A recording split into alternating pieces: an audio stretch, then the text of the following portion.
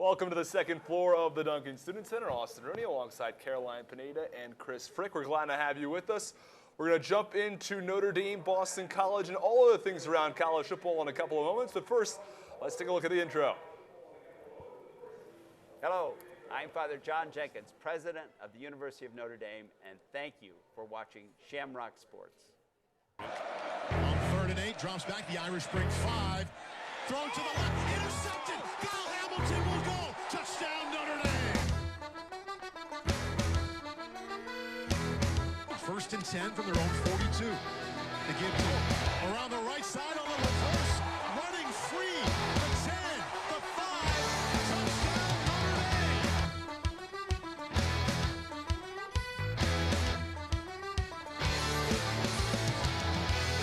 Touchdown, Notre Dame. This is going to be a touchdown. Touchdown, Chris Frick. Touchdown, Notre Dame.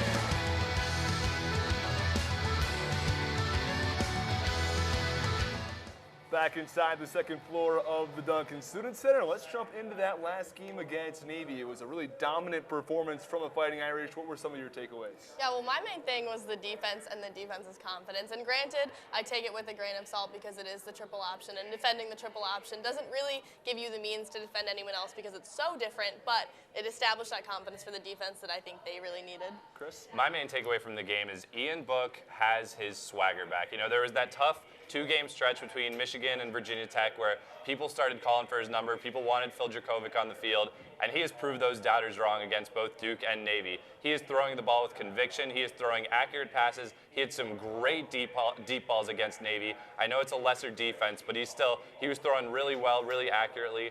Really liked what I saw out of him. I like what they have going down the stretch with him. He has his confidence back. We're going to get into Ian Book in a couple of moments, but first let's talk about our offensive MVP. And one of you, do you think that Ian Book was that MVP? Well, Chris, I would say yes. And I think that, watching him, like we talked about the confidence, and these back-to-back 5-touchdown games, there's no better way to ensure that this is a confident quarterback. And so for him, I think the most important thing has been trusting that he can do that. And like I've said before, I don't think he's ever going to be the Trevor Lawrence level, the Tua level, but he can be the best quarterback that Ian Book specifically can be, and I think he's doing that now. Yeah, I think Book played really well. I would say offensive MVP against Navy, you got to give it to Chase Claypool. 4 touchdowns. I mean, he's just such a big target for Book to have. He runs his routes so well. He positions his body really well where Book can throw it in places, and he has confidence in Claypool to go up and grab it. You saw that on 2 of those touchdowns. So I think Claypool, you got to give it to him. The 4-touchdown game. He's been so important for this offense this season. I think the best part of Claypool's game, though, was the post-game press conference when they said, have you ever had a 4-touchdown game? And he said, no, but I think I had 10 one time in middle school. So against another triple option team. Yeah, he did say against another triple option team. So I guess there's something to that. Too bad Notre Dame doesn't play any other ones this year. But sad. Well, Notre Dame's defense also stepped up against Navy. They've had pretty strong weeks back-to-back, big win over Duke, and then a nice performance again against Navy.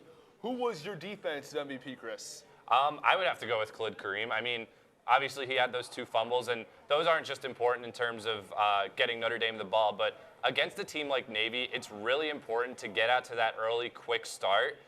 I mean, I think you saw Notre Dame goes up 7-0 quickly. Navy was driving down the field. If Kareem doesn't force that fumble and Navy ties it at 7, I think it's an entirely different game. I think if you can get ahead on Navy, that's when you can beat them because the triple option is not built to play from behind. So I think those 2 fumbles he had, forced fumbles he had, were just really important for setting the tone of the game, getting Notre Dame out to a quick lead, and really burying Navy really quickly. Well, we also talk about the confidence of Book, and I think that was established so early when the defense was coming out so strong. And Book is a quarterback that if his defense can do stuff like that, and he can come back out and have a cushion, he plays better. And so he has these games now, and we talk about his confidence. So much of that, I think, comes from not just the offense, but the defense putting him in those situations as well. We talked a little bit about Book. Do you think that he's a quarterback who can take Notre Dame far, whether it be next season, if he's back? Is he someone who could be consistent and lead Notre Dame to a spot in the college football playoff? Well, first of all, I do think it makes sense for him to come back from his own personal standpoint because you get to this point in the season and the worst of it's behind you. And this is when you start looking like the good quarterback. But if you're trying to go to the NFL, I mean, these guys are not going to look at that and be like, well, you got destroyed by Michigan, but at least you played well against Duke. Like, they want to see showing up in big games. And if he doesn't have the chance to prove that this year, then I don't think he's ready to go to the next level. So, first first of all, I think he should come back. And I do think that if he can start next year like that and play against these good teams and have these confident games where he looks like the Division I strong quarterback that he can be, then yes, I think he can take Notre Dame far. But I think it all does depend on his composure and his decision making. And that's kind of where he has been faulty in the past, is the fact that like sometimes I don't think that he goes through his reads that well. And so this is one of those things that is developing with a more mature quarterback. And if he can bring that into next season, I think he gives himself a good shot to lead Notre Dame far. Yeah, I think obviously he is a guy who can take us to that playoff. He's done it before. But I agree with what Caroline said. I think it does not make any sense for him to come out of college and try to go pro because I don't think he's going to be very highly valued. And you mentioned he hasn't played great in those big games. He's beat up on those lesser teams, the Bowling Greens, the New Mexicos, the Navies of the world. That's really where he's shined. So he's got to play better against better opponents. People are going to look at that Michigan game and say, like, we don't want Book on our team in the pros. So I think it makes sense for Book to come back to another year. And I think with another year of experience under his belt, he's still a guy who can lead Notre Dame. I mean, he almost beat Georgia. I think he is a guy who can take us to the college football playoff.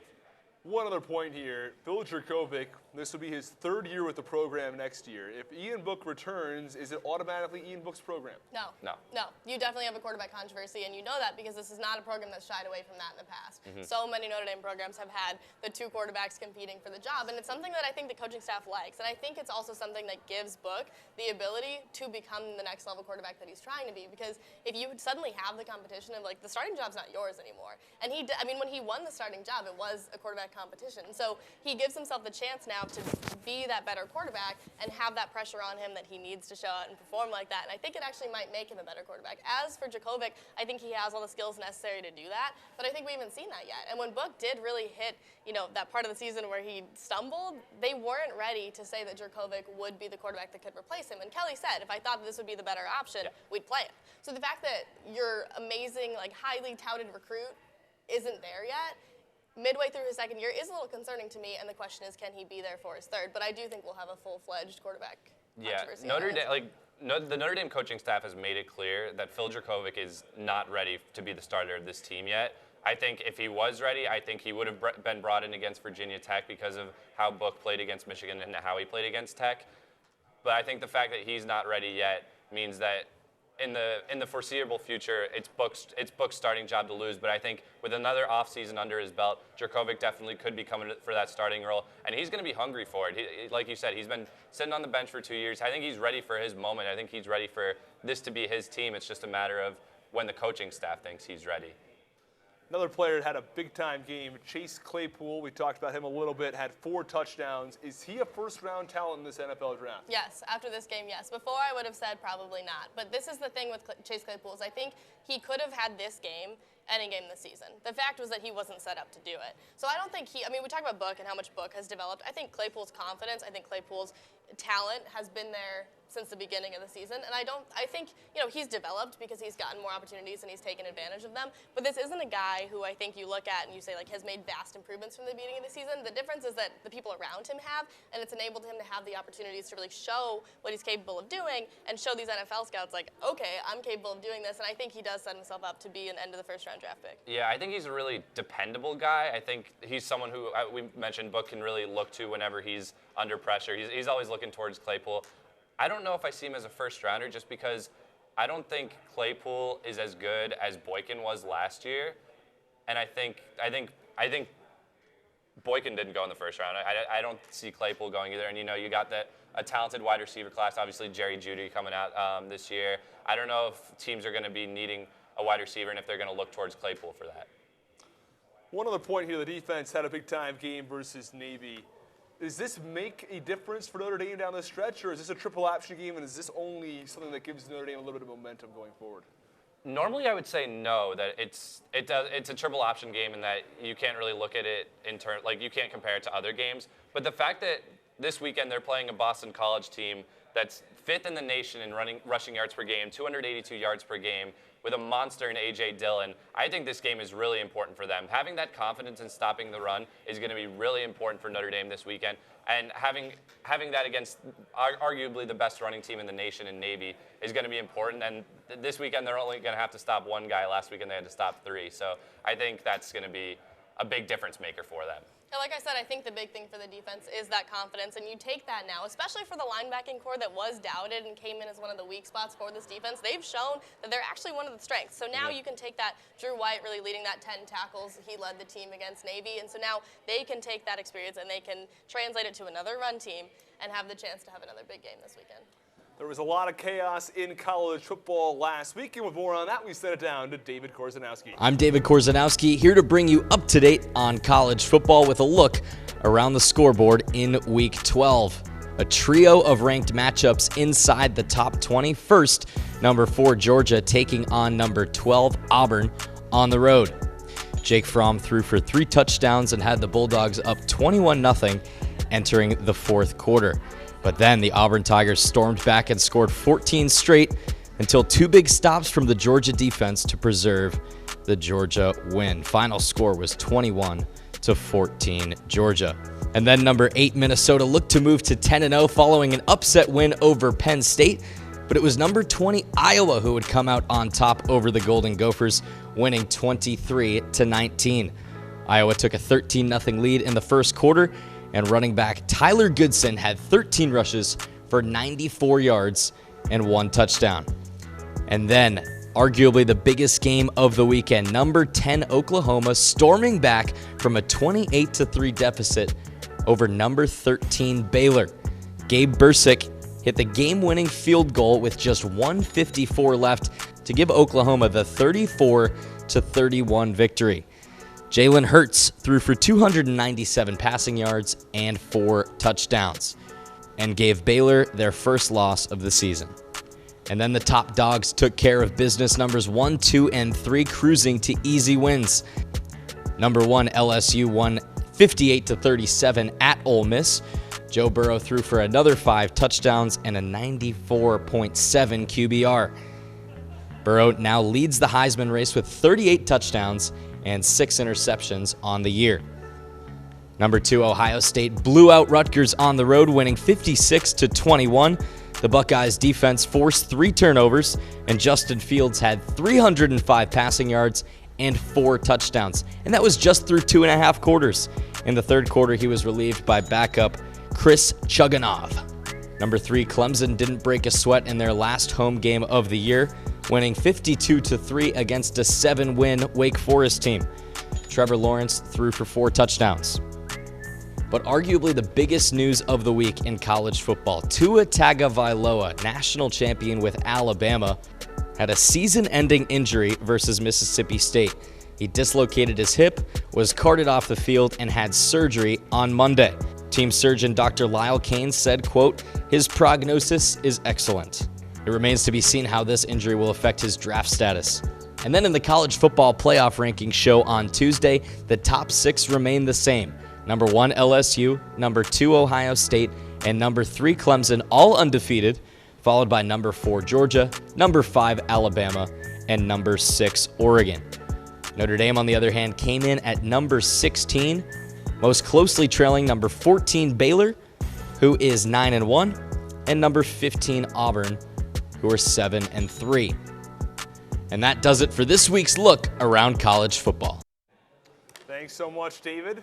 Great look into college football this week. Let's talk about those top 6 teams in the college football playoffs. Starting with the number 1 team in the country right now, the Clemson, I think not the bigger part, not the Clemson Tigers. Not Clemson, the although LSU people at Clemson Tigers. would want you to be able to say Clemson there. That's but right. Well, LSU is currently number 1 in the Tigers. country. They are 10-0. The Tigers are, 1-3. Maybe one at some point we'll have a Tiger-Tiger matchup in the national title game. But let's talk about LSU. Amazing. Are they a team that you think can go all the way and win this national championship?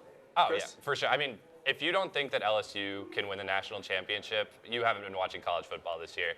I mean, this is a change team. LSU has been good in the past, but they've never had that star quarterback. Joe Burrow is it. Joe Burrow has been fantastic for this team. I think he can lead them to the national championship, and they've got the defense to back him up. Yeah, to me the defense is a bit of a question mark, and Ole Miss put up more points on them than I would have expected, but they have wins over the number 5, 11, and 15 teams in the country. They should face Georgia in the SEC championship, and I don't see that being a problem. This LSU team can win the national championship, no question. The number 2 team in the country right now is Ohio State. They've also had an undefeated 10-0 season. Caroline, do you see this as a team that can contend with LSU?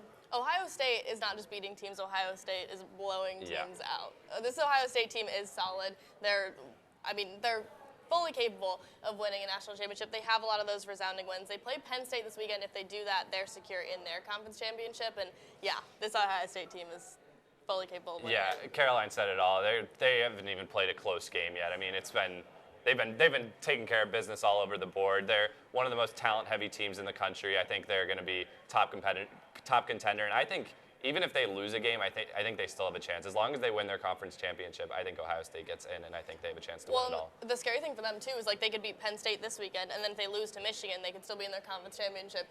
Which obviously none of them want to lose to Michigan, but if you're going to lose one of the next 2 weeks, it needs to be to Michigan, not to Penn State, which would keep them out of the conference championship. Another team that is, again, a Tiger, but they're ranked third in the country. The third and final undefeated team left in college football. Clemson, they have played virtually nobody, but they're 11-0 to start the season. Is this team for real, Chris? I mean, look, they haven't played anybody, but if you watched last year, with Dabo Swinney at coach and Trevor Lawrence at quarterback, this team is always a threat to win a national championship. I don't think you can count this team out, despite the fact that they almost lost against North Carolina, despite the fact that they really haven't had that strength of schedule that makes them stand out yet. That's why they're sitting at number 3, but I think they've got the best quarterback in the nation, I would say. So I think Clemson definitely has a chance. Yeah, I think the thing about Clemson, too, is they liked being the team that people were kind of sleeping on. If it's Clemson, Alabama, people are like, Alabama's the perennial power. Clemson obviously is always good, too, but people saw Alabama as like that dominant team, and Clemson wants to challenge that narrative. Well, again, now they're coming in. They feel slighted. They're not happy that they're third in the country. They think they should be first. So now they're in a situation where they can try to prove that again, and Trevor Lawrence can try to prove that again. And he's even said, we sat here a couple weeks ago, and we said this is not so far the Trevor Lawrence we saw last year. And Trevor Lawrence knew that, and he said in an interview this week, yeah, like I let it get to my head. I knew the expectations on me, and he said now I'm playing free was the expression he used. And that game against Louisville, October 18th, was really his turnaround. The first quarter, he looked terrible. And then the last 3, he looked like the Trevor Lawrence that everyone saw last year. So now that he's found that stride again, this whole team has, and I think they're capable of winning it again. Trevor Lawrence also gave a presentation this week where he nicknamed himself Touchdown Jesus. He's coming after us. And I mean, I don't think we can, I mean, he beat us up last year. I feel like he has the right to the name right now, but it hurts a little bit. What if he calls himself Trevor, the Word of Life Mural? Wow. Lawrence. He's taken over. He's taken over. For The those of sad you, part is like the girl who looks like him could make the claim to either one of those as much as he could. So. Oh no. well, the fourth team in the country right now is in a bit of trouble because Georgia right now, they have 1 loss. They're currently scheduled to play in the SEC championship team as the team from the SEC East. They'd face off against LSU. Now, unless they're able to pull off the upset, this Georgia team would have 2 losses. They're likely on the outside of that playoff looking in. Yeah, I don't see them being able to win a national championship. I mean, they have a strong defense. They've shut out 3 bowl-eligible teams. That's great, but to me, they haven't looked like the team that can hang with the LSUs, and I think they're going to have the chance to see if they can. I'm not expecting that in the conference championship for the SEC. Yeah, and right now, honestly, I don't even think Georgia deserves to be at number 4. I think they have, out of all the 1-loss teams who are competing to be in the playoff, I think they have the worst one against South Carolina. So I think this is a team that has looked a lot worse than last year. I think if you asked me about last year's team, of course they could win a national championship. They almost beat Bama last year, but this year I don't see it with them. Well, you also look at the top 3, and you can debate the top 3 in the order that they should be in, like within the top 3. But it's so clear that like LSU, Ohio State, and Clemson are the best 3 teams in the country. Exactly. And then after that, it's just kind of all up for grabs. Yeah. And so Georgia Goes hasn't down made the tier. themselves like a good case for number 4, other than that no one else has either. Well, Alabama now sits 5th in the country. They lose Tua, as David aptly mentioned. This is a team that does not have nearly the amount of firepower they had a week ago. So what's on the radar for Alabama? Are they a team that can get into that college football playoff? Or at this point, even with, let's say, a Georgia loss, do they have a shot at getting in? See, Chris and I were talking about this during the break, and I said no Tua, no title, and I just was proud of that, so I wanted to stick with it. But wow. No, I mean, I think without Tua, Alabama does not have a shot to win the national championship. Can they get into the college football playoff? I would say no. I don't. But that's the thing is like it all depends on like what other people do. Like I don't think that they will, but like I mean they could. It's just they're still ranked 5th in the country. It's just that now at this point, like you come to a point where like the SEC is always solid. The SEC is going to have multiple teams that want to make it in and have a case to make it in. But I don't see Alabama being one of those teams. Chris? Well, Caroline has alliteration. I have alliteration too. Saban equals success. It's not as good. Everyone's not? booing. Wow. Wow. I think we're Boos are raining down on I our don't hear any studio. boos. Is the show canceled? We're still live. We're still Oh, live. Frick, the show's. Wow, you got me. His last name's Frick. I think it's naive to think that if that Bama's out because Tua's out. This team has done far more with far worse quarterbacks. I think the elimination of Tua definitely hurts them, and I think losing to LSU diminishes their playoff chances a lot. But I still think the committee looks at Alabama and they see a team that is capable of going up and beating anyone in the country, and I think that reign's really important. I think if they get in the playoff, Nick Saban, I'd argue he's the best coach in the country. It's probably either him or Dabo. I don't think you can count them out. PJ Fleck, what? Well, Iowa, what? that's not exactly on the radar anymore. Will be. Minnesota Just dropping wait. and dropping a little further We will now. see. PJ Fleck will be back. I think the next question is Minnesota going to make the playoff, Austin? They're not. Hey. No?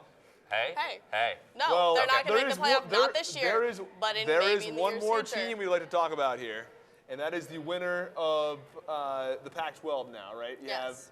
the Oregon-Utah matchup will be the deciding factor as to who wins that conference, and not only that, who ends up potentially making that college football playoff. Now, is the winner of the conference in the CFP? It depends who it is my take. Because I think that, the CFP wants the team that's going to draw viewers. So it's naive to think that they wouldn't think about that at all. And putting a Utah team in there is not going to attract any viewers other than fans of Utah. Like, no Yeah. one's going to tune in to see Utah because people haven't really been paying attention to them. Justin Herbert, on the other hand, at Oregon, has been garnering attention. He's a good quarterback. People want him as a Heisman candidate. So you now have someone who's going to have people watch and who's going to let people think that maybe Oregon has a chance to win this playoff game. So I think if Oregon wins out and then wins the conference championship beating Utah, then I think Oregon has a viable chance to get in, especially because their only losses to an SEC team as the SEC is now beating each other up. So Oregon's sitting back and saying, like, okay, you guys all beat each other so that you all have losses on your resume, and our only losses are season opening loss to Auburn.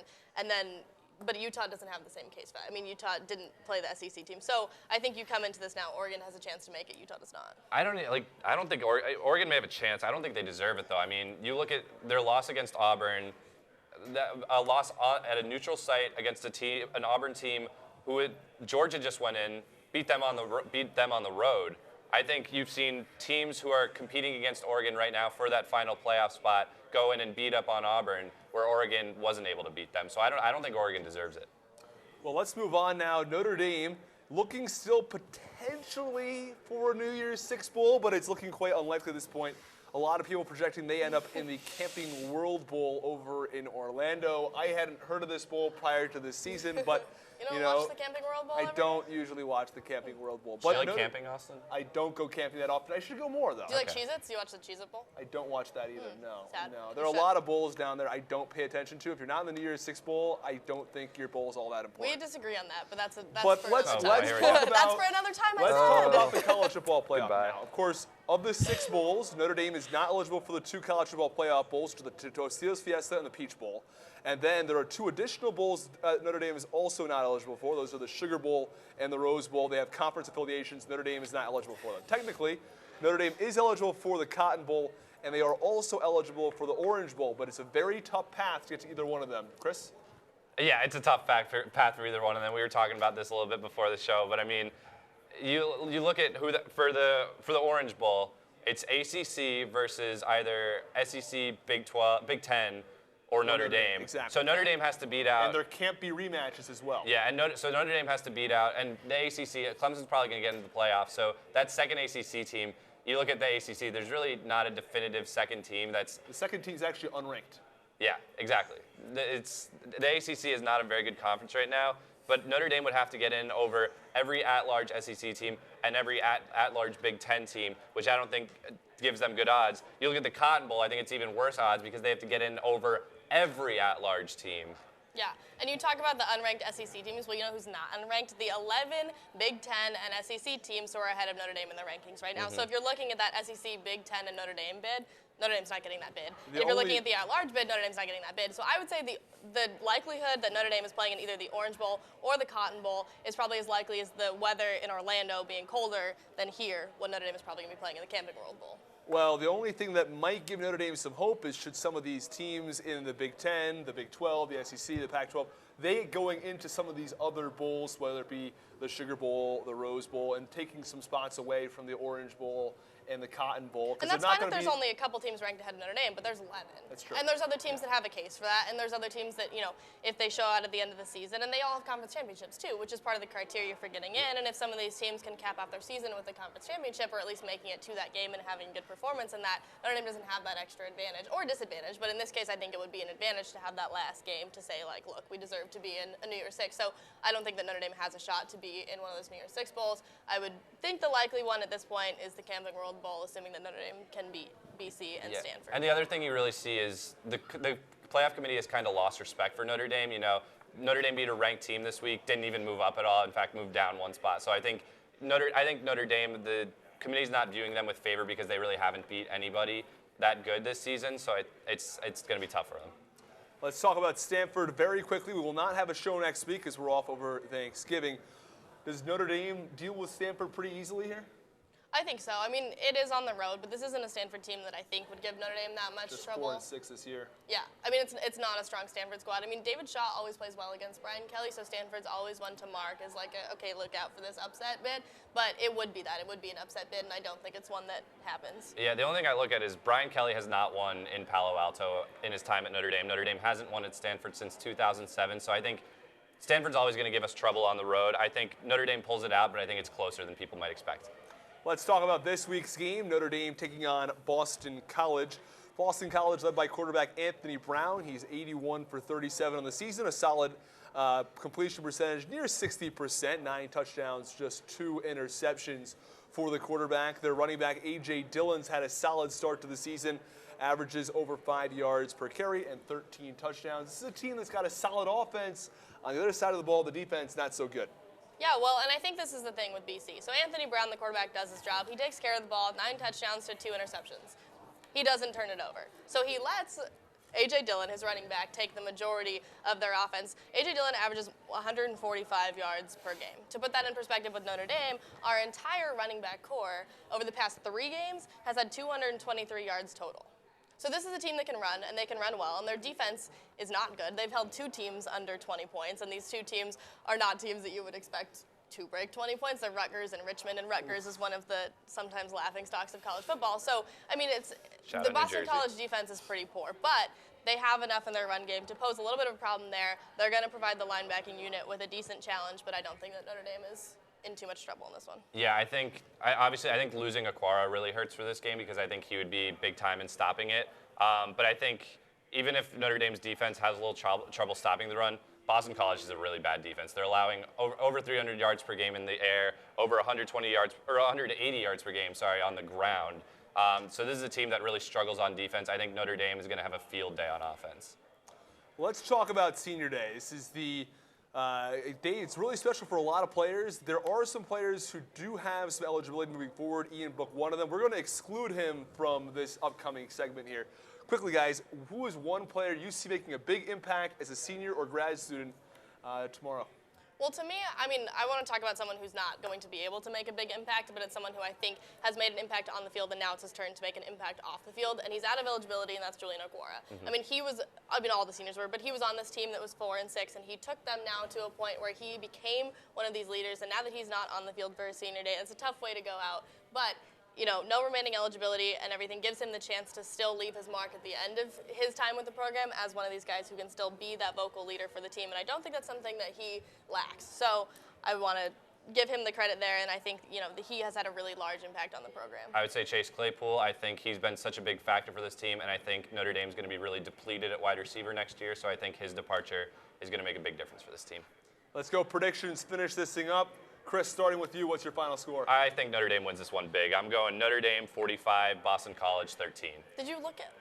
I had 45-10. Chris, Frick. Wow. Just kidding. Something, completely great minds. independent. Yeah, I know. Great minds think Great alike. minds, wow. I had 45-10. I think that Notre Dame Unplanned. does hit their stride pretty early in this one. I don't think that BC, like we've talked about, poses any trouble on defense. And I think Notre Dame rolls them pretty easily. I think Stanford will be a lot closer. I'm going to go with Notre Dame 52, Boston College 7. That's going to do it from us here with Shamrock Sports. This is our last regular season game. We'll have another Shamrock Sports Show before the season is over. We're going to do one for the final bowl game. Inside the Irish will be back after Thanksgiving, as well as look at Notre Dame basketball, hockey, and all other fall sports. That'll do it from us here at Shamrock Sports. Next up is Dome Discourse.